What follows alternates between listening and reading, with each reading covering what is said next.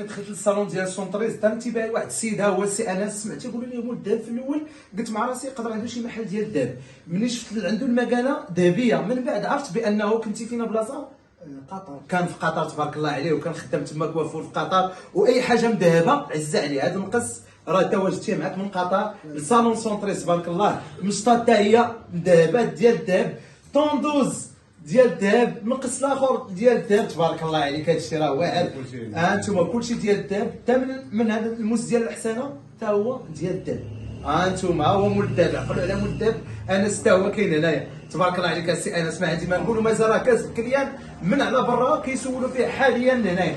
غادي ناخذ دابا نعاودوا نذكركم بلي بروموسيون عند السي ماجد. ذكرنا عاوتاني بالبروموسيون باش المشاهدين تكون عندهم جميع المعلومات. بالنسبه للشباب كما كتشوفوا حنا كنبروزونتيو لكم مول الذهب اللي جانا خاصيه جبناه من قطر، اللي هو معروف تما كاين